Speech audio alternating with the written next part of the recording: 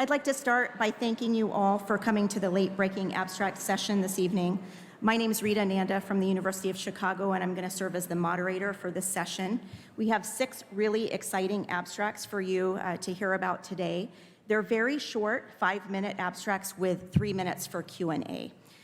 We have very short amount of time here, so if you know that you have a question, please put it into the Slido system or head to a microphone so that you can ask it so we can move through these abstracts very quickly.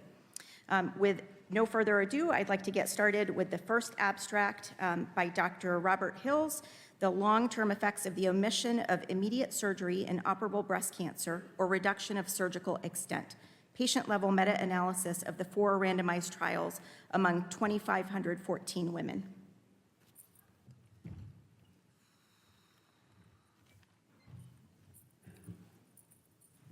I'd like to thank the organizers for allowing me to very briefly present the results of the Early Breast Cancer Trialist Collaborative Group analysis of immediate versus deferred surgery in 3 randomized trials of just over 1,000 older women. I have no disclosures to make. So the background to this is that despite guidelines, as women get older, the rates of surgery tend to decrease, and especially in the over 80s. And this is backed up by audits such as that done by the NABCOP in the UK. So the question arises whether or not immediate surgery will improve outcomes in these older women compared to delaying the surgery until after there is local progression. And to answer that, we've performed an individual patient data meta-analysis of 3 trials, immediate versus deferred surgery in the absence of radiotherapy. And that means that one has just over 1,000 women aged 70 plus, and the median time on study, so that's time to end of follow-up or time to death, is about 5 years. And the main outcomes here are local and distant recurrence and cause-specific mortality. So without further ado, this is the effect on local recurrence or progression. And as one might expect, immediate surgery leads to a very great reduction in the rates of local recurrence. You can see here the rate ratios indicate at least a 3/4 reduction in the rate of local recurrence, and the curves separate immediately. So that benefit is seen immediately, irrespective of nodal status, with really quite large absolute differences at 5 years. The question, of course, arises as to whether or not this benefit on local progression, which I think is to be expected, extends into distant recurrences and also extends into a benefit for mortality. And of course, a Cochrane review found no significant difference. What we have here, however, is much updated and longer follow-up from these trials. So moving first, we can see that there is no influence of any other patient characteristics on the local recurrence rate. But in distant recurrence, one can see here that there is now a significant reduction in distant recurrence, particularly later on, leading to a reduction of just over 1/4 in the rate of distant recurrence, which is significant at p equals 0.003. And you can see there that there is quite a clinically relevant difference in distant recurrence as we go out to 10 and to 15 years. And this does translate into breast cancer mortality. Again, there is a reduction in the rate of breast cancer mortality of just under 1/3, highly significant. And again, you can see that this highly significant reduction does actually equate to a clinically relevant absolute difference in these women. But what is important here is the fact that actually there is little effect on distant recurrence or breast cancer mortality early on in the follow-up period. So the benefit on distant recurrence and mortality only occurs later on and with longer follow-up. And this does translate into a significant benefit in all-cause mortality, mainly because there is no evidence of any effect of immediate versus delayed surgery on death from other causes. So, very briefly to conclude, in the absence of radiotherapy, we see that immediate compared to deferred surgery greatly reduces local recurrence, and this benefit in local recurrence translates into a difference later on in distant recurrence in breast cancer, but it's only apparent with long follow-up. I think that the results here we see will be greatly added to by the updated analyses of the NSABP B06 trial of mastectomy versus lumpectomy. And these results are relevant today methodologically, because what they tell us is that even with very large differences in local therapy, surgery versus no surgery, the benefits only occur with longer follow-up, so that trials that compare local therapy or screening need to be followed up for long enough to actually see whether any benefits emerge. And I'd just like to finish by thanking the women in the trials, the staff who ran the trials, and for providing updated data to us for this meta-analysis.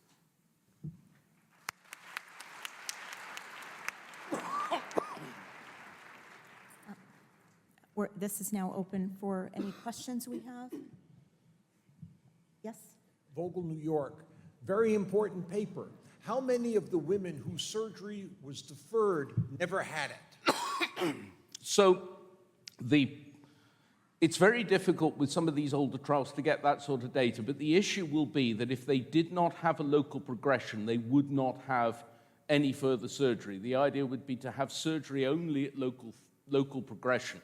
And we can see from those things that at least 60% of the women never had any further surgery because they didn't have a local progression. How many of those died and didn't have a local progression because they were underground? That's a very good question, and it is actually, I mean, it's a relatively high proportion here. You can see the breast cancer mortality rates are in the 40s, and you can see the absolute all-cause mortalities is in the 80s. So by the time you get out to 10, 15 years, you know, you've got a reasonably high proportion of people who are dying from other causes. But you'd expect that. These are over 70. The trials are relatively old. And, you know, we know that, you know, what was older women 40 years ago in the 80s is a bit different from what we would think about what an older woman is today. Things have changed from that point of view. So we tend to look in the absence, what would happen to breast cancer mortality in the absence of other cause mortality, because that is something which will remain stable. We have some good questions coming through the chat. How long, on average, was the surgery delay? So you can again see that from the curves that any surgery that will have taken place following the local progression, and we know that the local progression sort of seemed to go up pretty well, sort of linearly. So you can sort of see that you know, the average delay is going to be of the order of, you know, 3-4 years if you actually had surgery. Mm-hmm. And then another comment was neoadjuvant hormonal therapy accounted for. Did any of these patients receive that? We're kind of in the era before that. We're in these older trials from the 80s. So, I mean, that's not actually going to happen in these cases, I'm afraid. Yeah. All right. And I think we are over time. Thank you so much, Dr. Hill. I'm sorry I had the title of your abstract wrong. Our next late-breaking abstract will be presented by Dr. Adrienne Waks from the Dana-Farber Cancer Institute. This is the MARGOT study, also TBCRC 52, a randomized phase 2 trial comparing neoadjuvant paclitaxel, margetuximab, pertuzumab versus paclitaxel, trastuzumab, pertuzumab in patients with stage 2 and 3 HER2 positive breast cancer. Thank you. Good evening, everyone. On behalf of my co-authors, I'm honored to present the results of the MARGOT trial, or TBCRC 052. These are my disclosures. So it's well established that trastuzumab acts in part via immunologic mechanisms, including the induction of antibody-dependent cell-mediated cytotoxicity, or ADCC. Margetuximab is an anti-HER2 antibody that's very similar to trastuzumab, except that it has a modified Fc portion that was specifically engineered to increase ADCC. In the randomized phase 3 SOPHIA trial, margetuximab plus chemotherapy modestly improved outcomes over trastuzumab plus chemotherapy for patients with refractory HER2-positive metastatic breast cancer, and margetuximab is FDA approved in that patient population. There are known polymorphisms in CD16A that affect the binding of margetuximab and trastuzumab. And in the SOPHIA trial, the benefit of margetuximab was more pronounced in those patients who carried a CD16A F allele. So we hypothesized that margetuximab would be even more effective in early-stage HER2-positive breast cancer patients, where patient immunity is generally more intact, and among patients who were specifically selected to carry a CD16A F allele. Eligible patients for the MARGOT trial had stage II to III HER2-positive breast cancer, had any hormone receptor status, were treatment naive for their breast cancer, and had CD16A genotype of either FF or FV by central testing.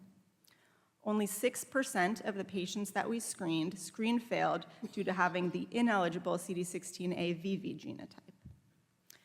Patients were randomized to neoadjuvant paclitaxel, margetuximab, and pertuzumab, called TMP, or paclitaxel, trastuzumab, and pertuzumab, called THP. The primary objective of the trial was to compare PCR rates between the two arms. The trial enrolled from 2020 to 2024 at 9 national TBCRC sites. With 171 patients randomized, we had 80% power to detect improvement in PCR rate from 45 to 65%. Here are the characteristics of the enrolled patients. Approximately 80% of patients had clinical T2 tumors. Approximately 2/3 were node negative, and approximately 85% were clinical stage 2. Again, 2/3 were hormone receptor positive, and about half of the patients had CD16A FF versus the other half had CD16A FV genotype, and all of the characteristics were generally well balanced across the two arms. Here's the primary endpoint of the trial. There was an absolute difference of 10% between the two arms with respect to PCR rate, 56% in the TMP arm versus 46% in the THP arm. This difference was not statistically significant, with a p-value of 0.25. Looking at the PCR rates by hormone receptor status, there was no statistically significant difference between PCR rates for either of the regimens in either the HR-positive or the HR-negative patient subsets. But in the HR-positive patients, there was a trend toward a higher PCR rate on the TMP arm with an absolute difference of 19% and a p-value of 0.07. Whereas in the HR-negative patients, there was actually a slightly numerically higher PCR rate in the THP arm, though this difference was not statistically significant. And the difference between PCR rates in between the two arms was the same regardless of CD16A genotype FF versus FV. Both of the treatment regimens were very well tolerated. 90+% of patients on both arms completed the full intended 4 neoadjuvant treatment cycles. The rate of any grade 2+ adverse events was similar between the arms. The grade of any grade 3+ adverse events was also similar between the arms. And there was only one grade 2 or higher AE that was more common in the TMP arm by a margin of more than 10%, which was infusion-related reaction. Infusion-related reactions to the margetuximab were manageable, and none of them prevented rechallenge. So in conclusion, there was no statistically significant improvement in PCR rate with TMP compared to THP. There was, however, an interesting numerical improvement in PCR rate with the TMP regimen, and we're currently further investigating this with comparison of circulating and tissue immune biomarkers between the two arms. Safety and tolerability were similar between the two regimens. And lastly, all patients are continuing to be followed for EFS, which is a pre-specified secondary endpoint. I'd like to thank BCRF and Susan G. Komen for their support of the TBCRC, Macrogenics, who provided the funding for this trial, and most of all, to thank all the patients who participated on the MARGOT trial. Thank you.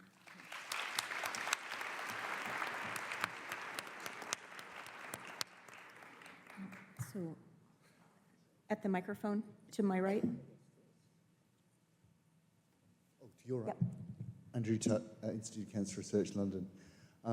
As I understand it, the approach is designed to engage the the tumor microenvironment specifically, engaging NK cells, macrophages, and ADCC.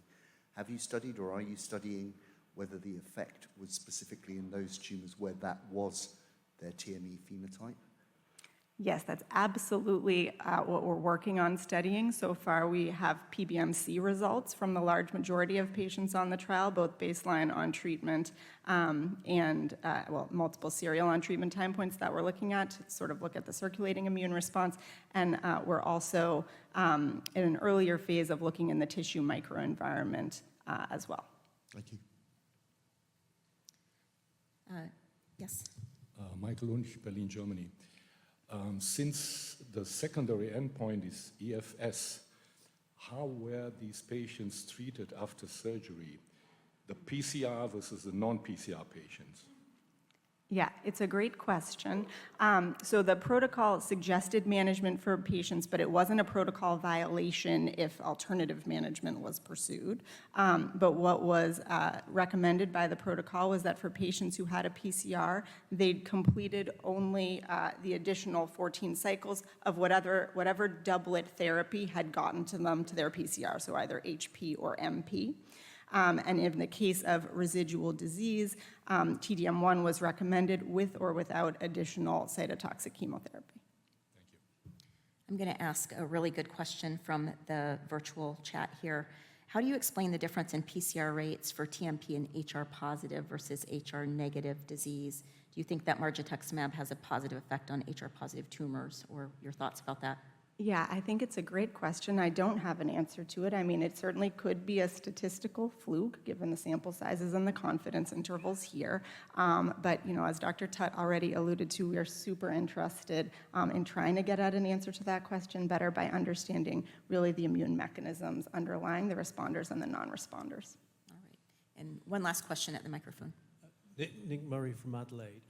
It was a relatively small phase 2 study. You look like there may be a positive signal. Is there going to be another larger study? I think that's a wonderful question.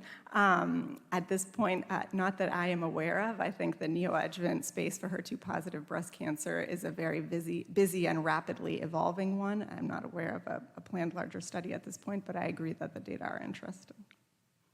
Right. Thank you so much.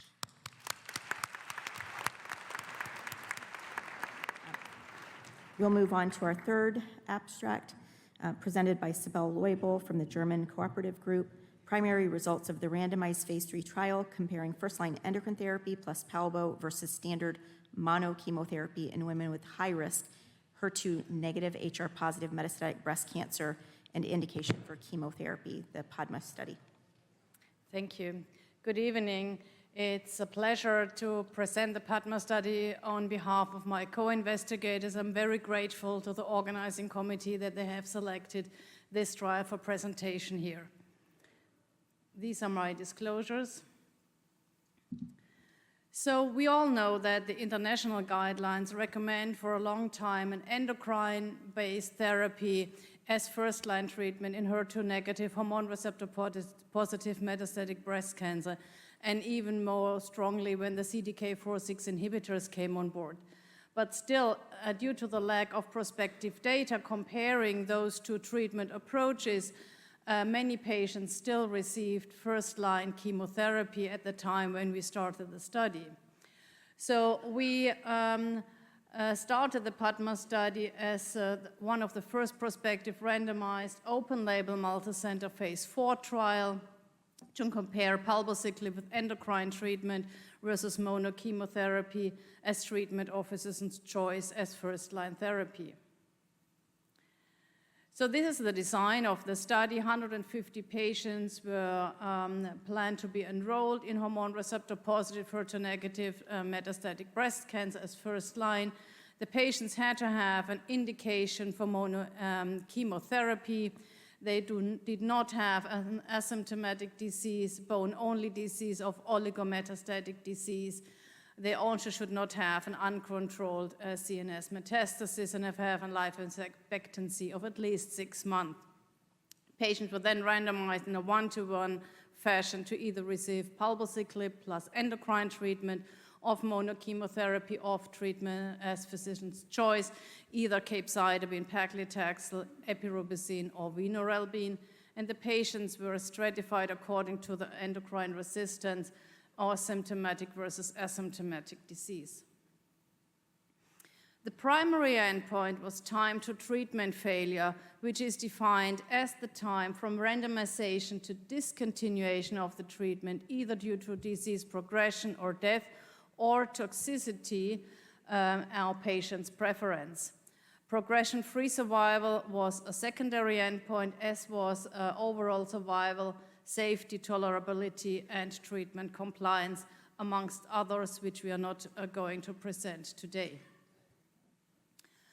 130 patients were randomized. Of those, 120 started treatment, and progressive disease, as you can see here, was the majority of reasons for treatment discontinuation in both arms, 46 in the palbociclib arm and 55 in the mono-chemotherapy arm. These are the baseline characteristics, and the vast majority of patients were postmenopausal with a median age of 62 years. And liver metastasis was present in 42% of the patients, slightly more common in the palbociclib arm. Endocrine resistance were about a third of the patients, and a primary metastatic disease were patients in about 37%. 45% of the patients enrolled had already received chemotherapy as part of the neoadjuvant or adjuvant treatment. HER2 low were about 2/3 of the patients, and we also looked at pathogenic variants, and 22% had a PI3 kinase mutation, about 6% a BRCA mutation, and 1.7 an ERAS-1 mutation as expected in this setting. The majority of patients in the mono-chemotherapy arm received capecitabine, and a third of the patients a paclitaxel. In the endocrine therapy, 77% received an aromatase inhibitor.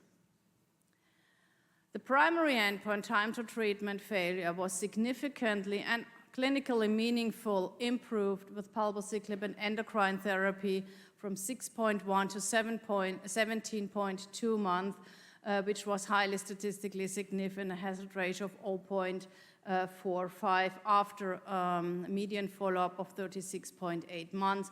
And as the forest plot indicated, there was very consistent data, and all subgroups benefited to the same extent.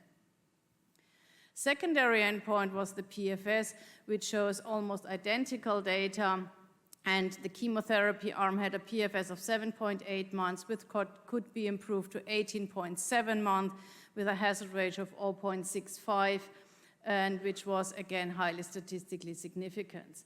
Overall survival showed a trend with a 10-month longer overall survival in the palbociclib arm. Safety was as expected. The patients in the palbociclib arm had mainly and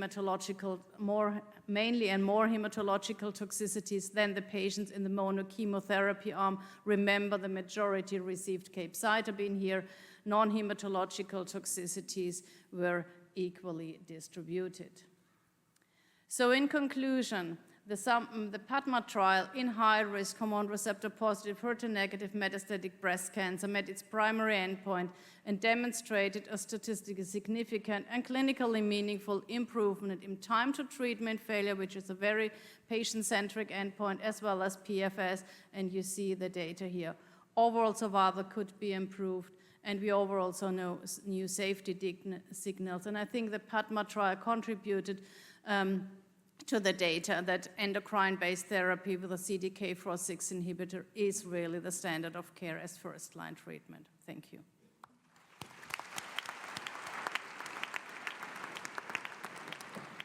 So a couple of questions came through the chat here. Were there any patients with visceral crisis? Do you know if there were differences in outcomes between those patients? This is an interesting question, and personally, I think visceral crisis is very badly defined. 42% of the patients at least had liver metastasis, but there was no patients enrolled with very high liver mets if you consider those as visceral crisis. Thank you. Microphone over here. Olav Engbråten from Oslo, Norway. Why isn't anthracycline-containing therapy allowed as physician's choice? It is, as paclitaxel is allowed, as well as one of the treatments which is very often used as mono-chemotherapy, given as a weekly application, and that's why we included this as one of the options. But as first-line treatment, none of the patients received epirubicin, and the majority received capecitabine, and a third received paclitaxel. Another question in the chat. How do you compare the patient population of your trial compared to the Right Choice trial? I think the patient population is very similar, that they defined the patient with visceral crisis to be enrolled in that trial. But I think visceral crisis, already outlined, is very poorly defined, and the majority of patients we really enroll in clinical trials, or the vast majority, is really not enrolled with a visceral crisis, and they're usually excluded from clinical trials due to safety issues. All right. Thank you so much, Dr. Loibl. You're welcome. So our next abstract will be presented by Dr. Aditya Bardia, efficacy and safety of trastuzumab deruxtecan versus physician's choice of chemotherapy by pace of disease progression on prior endocrine-based therapy, additional analysis from DESTINY-Breast06. Thanks so much, Dr. Nanda. Good evening, everyone. On behalf of my co-authors, it's my pleasure to present the results of DESTINY-Breast06. Efficacy and DESTINY-Breast04 was a very important trial. So we'll be reviewing the efficacy and safety of T-DXd versus physician's choice of chemotherapy by pace of disease progression on prior endocrine-based therapy, additional results from DESTINY-Breast06. These are my financial disclosures. So as a reminder, DESTINY-Breast06 evaluated T-DXd, trastuzumab deruxtecan, a HER2-directed antibody drug conjugate, versus chemotherapy for patients with hormone receptor-positive metastatic breast cancer. Two important points to note about DESTINY-Breast06 design. The first is that it included patients with HER2 low as well as HER2 ultra-low disease, operationally defined in this clinical trial as tumors with HER2 IHC 0 with some membrane staining. The second point to note is this trial did not require prior chemotherapy, so it was in the chemotherapy-naive setting. It included patients who had received one prior line of endocrine-based treatment if the disease progression on endocrine-based therapy was less than 6 months, or patients had recurrence less than 24 months of starting adjuvant endocrine treatment. So in this setting, T-DXd essentially was the second-line therapy after first-line endocrine-based treatment. As presented by Professor Coriano at ASCO 2024, DESTINY-Breast06 met its primary endpoint. The median age was 58. About 1/3 of patients had de novo metastatic disease. 2/3 had liver metastases, and about 1/3 of patients in the trial had primary endocrine-resistant disease, as per the ESMO criteria. So that's disease progression within 24 months of adjuvant endocrine treatment, or disease progression within 6 months of endocrine-based therapy in the first-line setting. The median progression-free survival with T-DXd was 13.2 months versus 8 months with standard chemotherapy. This was both in HER2 low as well as ultra-low disease. So today at SABCS, we present 3 additional results. The first, the benefit of T-DXd based on time to progression on first-line endocrine-based therapy. Second, PFS2, which is time from randomization to second progression or death. And third, benefit of T-DXd by extent of disease and tumor location.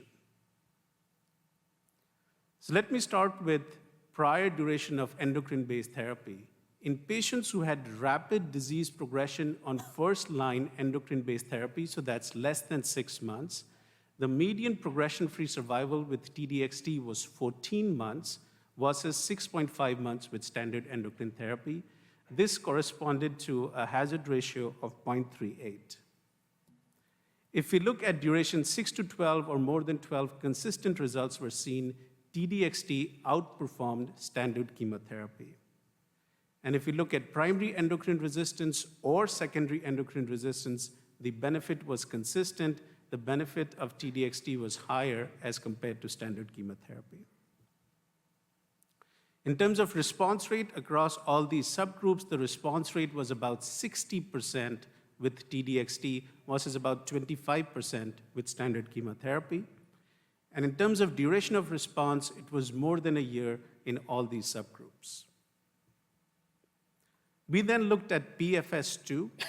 PFS2 with T-DXd, the median PFS2 was 20.3 months versus 14 months with standard chemotherapy.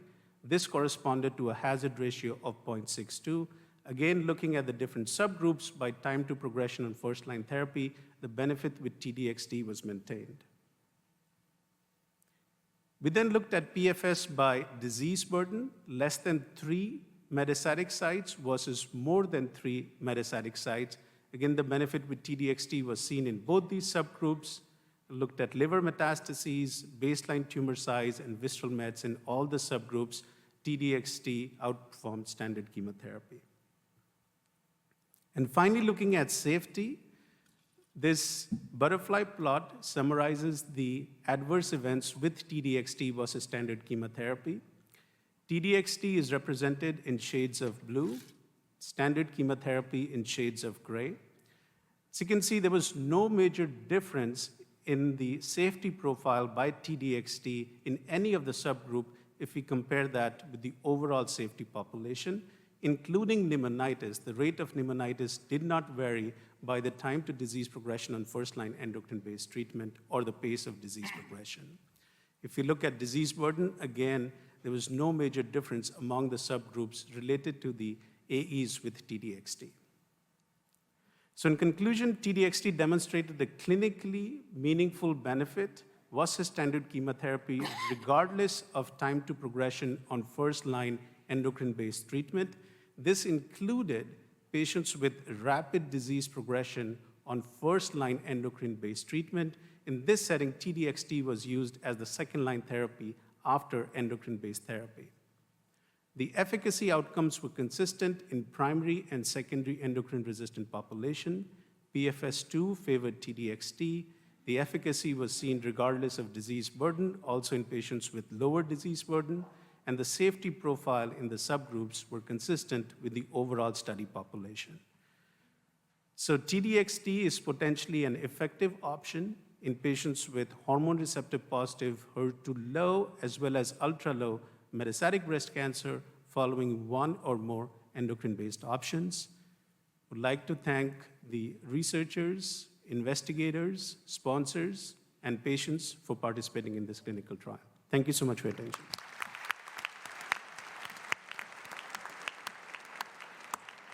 So we have some great questions in the chat here.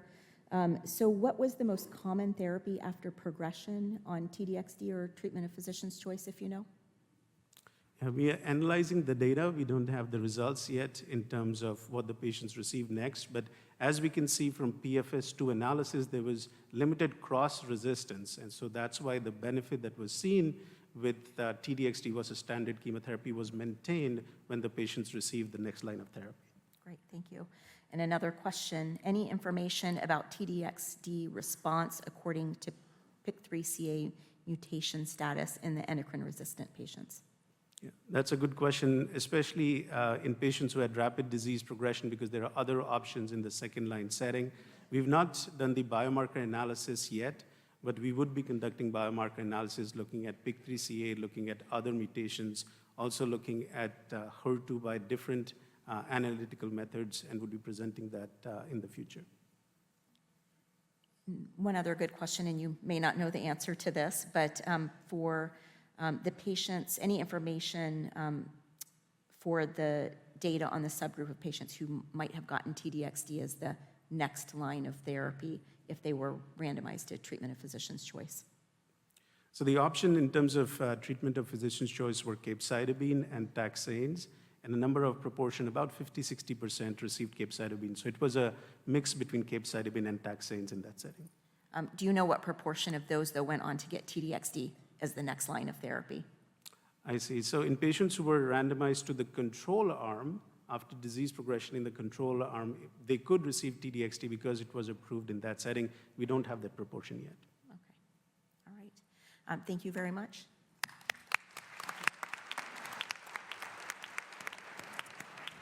And we'll move on to our next abstract presented by Dr. Mafalda Oliveira from Vall d'Hebron University Hospital and Institute of Oncology in Barcelona.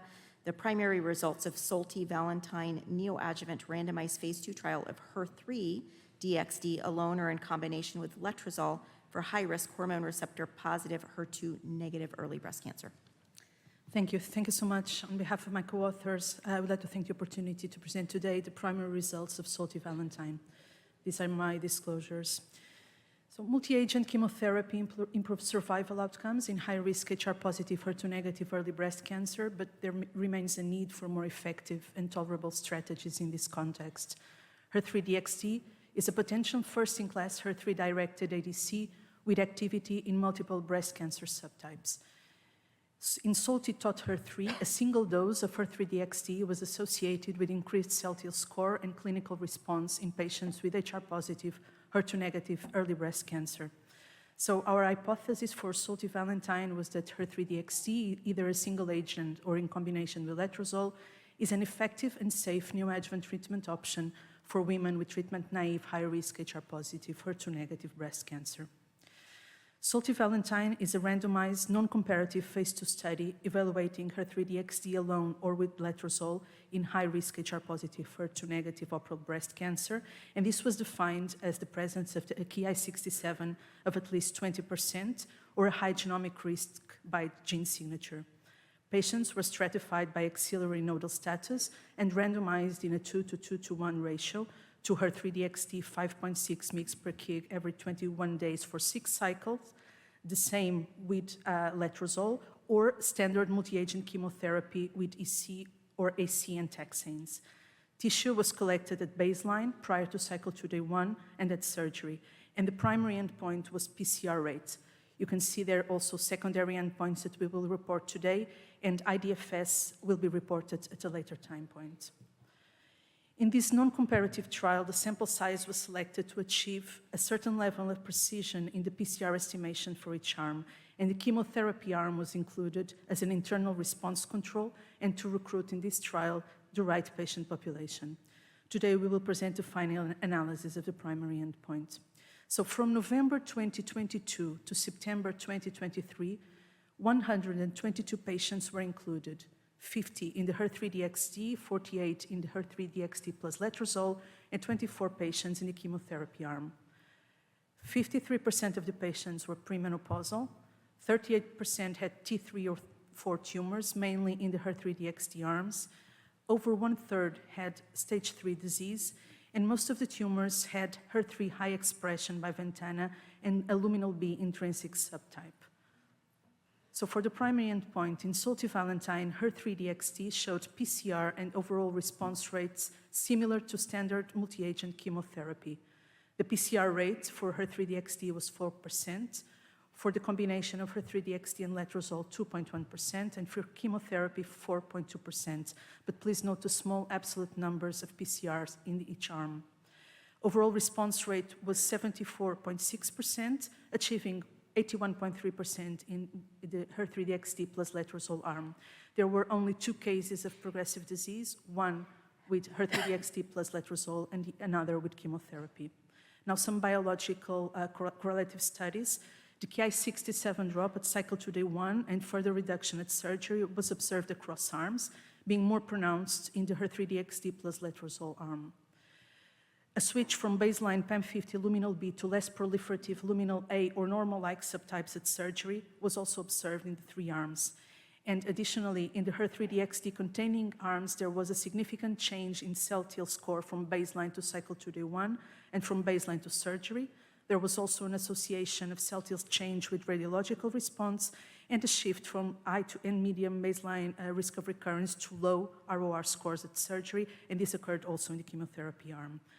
Now, regarding safety, treatment-related adverse events with HER3-DXd were mainly grade 1 or 2. Grade 3 or higher treatment-related adverse events were less frequent with HER3-DXd, 14%, and with chemotherapy that reached 45.8%. And similarly, less treatment reductions, interruptions, and discontinuations were registered in the HER3-DXd arms. No ILD cases were reported, and no treatment-related deaths occurred. The most frequent treatment-related adverse events with HER3-DXd were grade 1 or 2, GI events, nausea, diarrhea, abdominal pain, and vomiting. Fatigue was more frequent in the chemotherapy arm, along with other adverse events such as stomatitis, neutropenia, anemia, and thrombocytopenia. So in summary, HER3-DXd plus minus letrozole achieved comparable PCR rates and overall response rate estimates to those seen with multi-agent chemotherapy. In high-risk HR-positive, HER2-negative early breast cancer, HER3-DXd showed biological evidence of anti-tumor activity and increase in CelTIL score that correlated with treatment response, and also associated with the lower incidence of grade 3 or higher treatment-related adverse events, lower rates of dose reductions, dose interruptions, and treatment discontinuations compared to multi-agent chemotherapy. So in conclusion, SOLTI VALENTINE supports the effectiveness of HER3-DXd and its potential incorporation in the treatment of high-risk HR-positive, HER2-negative early breast cancer. So I would like to thank all the patients, their families, their caregivers for their participation in SOLTI VALENTINE, the clinical investigators and study members. This study is sponsored by SOLTI in collaboration with Daiichi. Thank you so much.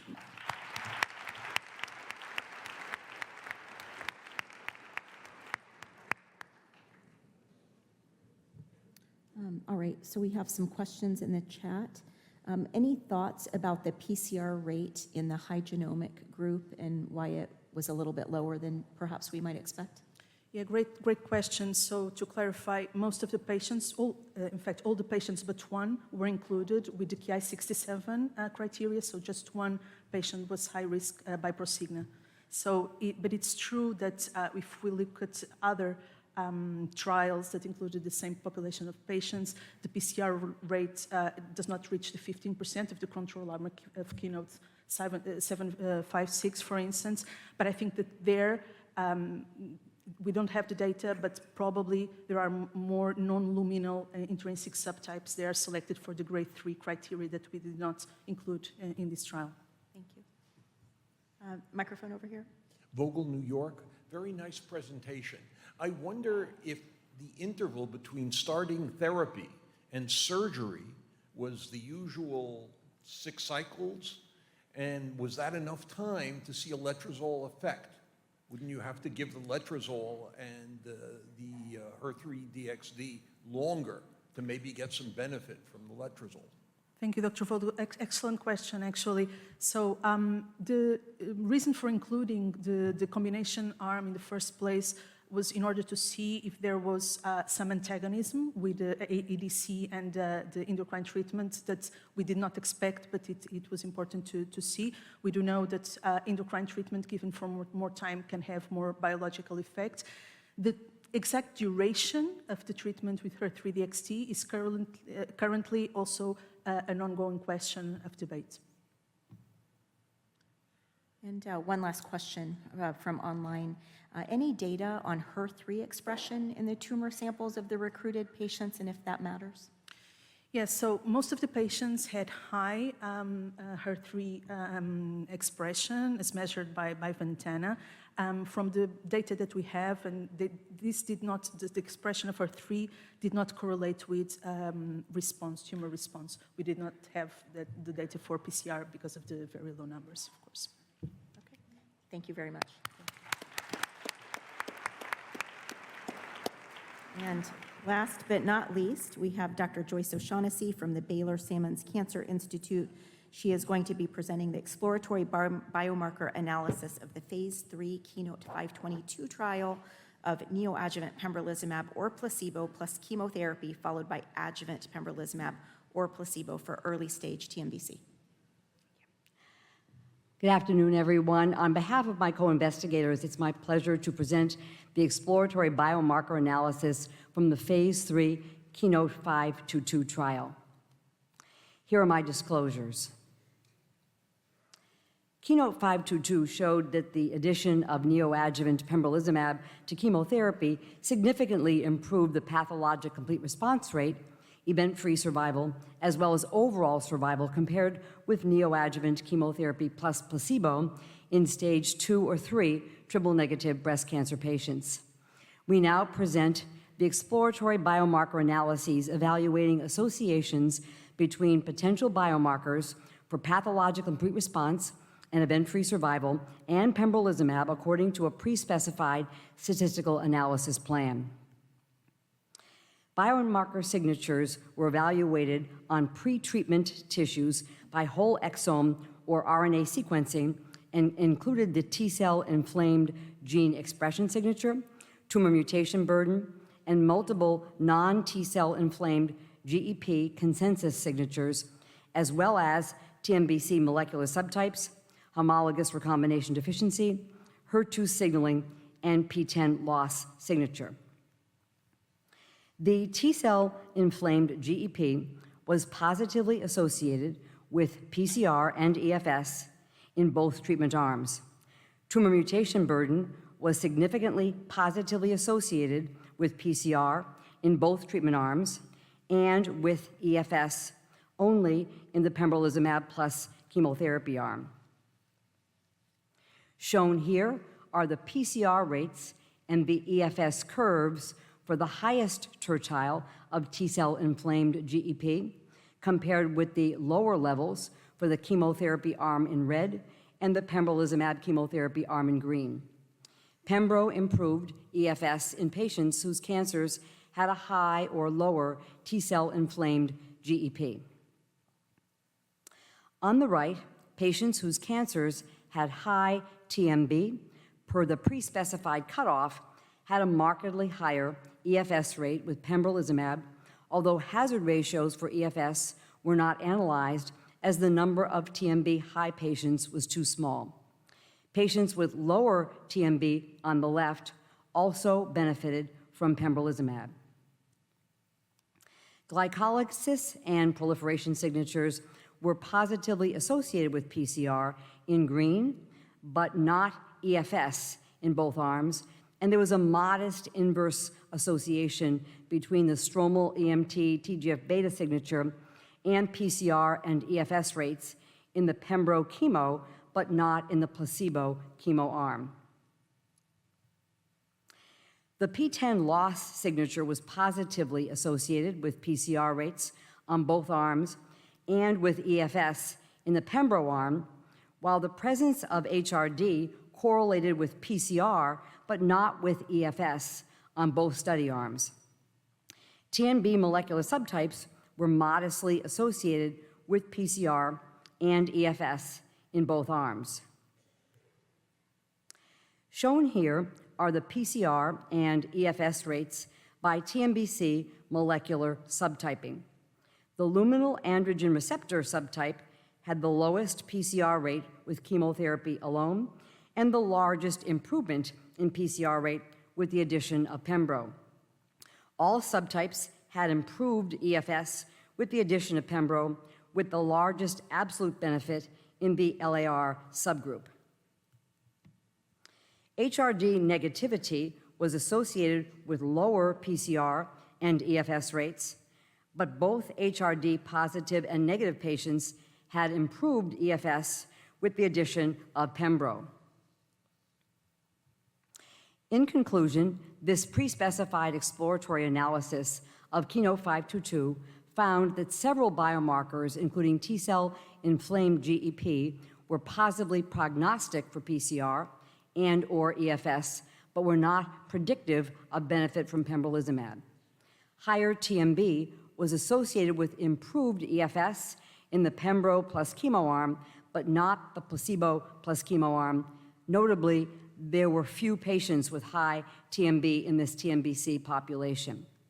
Pembro plus chemo had an efficacy advantage versus chemotherapy alone in subgroups defined by a variety of potential biomarkers, including T-cell inflamed GEP, TMB, TNBC molecular subtypes, HRD status, and non-T-cell inflamed GEP consensus signatures. Our thanks to the patients, their families, the investigators, and you for your attention.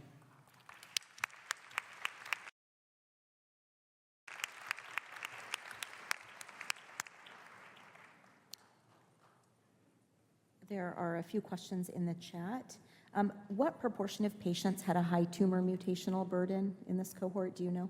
Yes, less than 10%. I think I calculated about 8%, small. Okay. And then any plans to look at the TNBC-DX genomic test here? Any other biomarkers being planned? Yeah, I think that's going to be interesting. We're going to see that here, the new TNBC-DX signature here. I think there are a number of very interesting other signatures that could be looked at. I think that one is particularly interesting.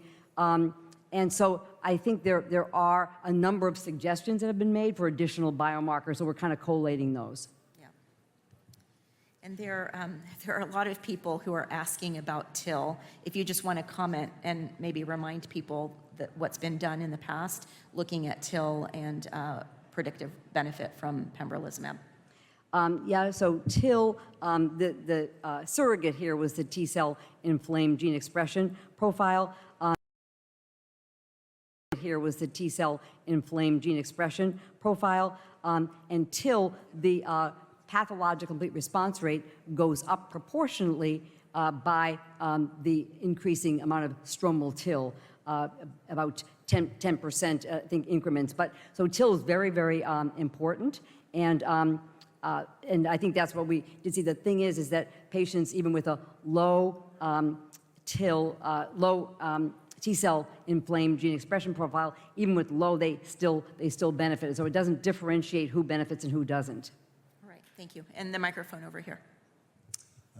Andrew Tutt, Institute of Cancer Research, King's College London. Joyce, thank you very much. Fantastic presentation.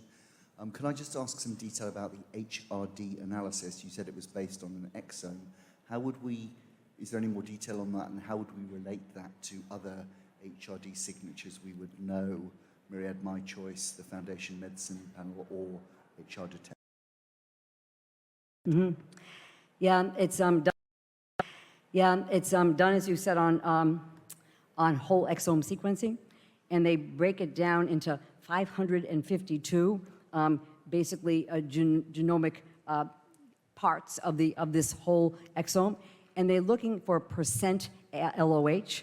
So high HRD is more than 16% of those regions that have been identified, the 550 of them, and so that's high HRD is more than 16%, and low HRD is less than 16%.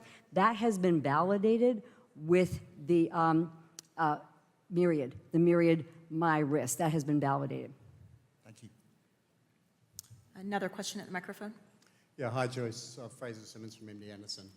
Just a clarification question about the event-free survival analysis and the different biomarkers. Were any of the biomarkers demonstrating a significant interaction P-value with treatment arm? No, not that we saw. No, both treatment, with or without the pembrolizumab, they both benefited. So there was nothing significant between the two. And one last question from the chat. Any data regarding pembro efficacy in BRCA mutated patients, those with germline BRCA mutations? the germline BRCA and the somatic BRCAs were included in the definition of HRD. I did not mention that in addition to the LOH. They were not broken out individually, but they were part of that. So, high HRD patients do better and overall higher PAF-CR rates, but the proportion benefit from the pembro was the same with the high and the low LOH, and presumably BRCA as well is part of it. Okay, all right. Well, with that, I think that brings us to the conclusion. I'd like to thank all of the presenters for sharing their great data with us and for the engagement from you all.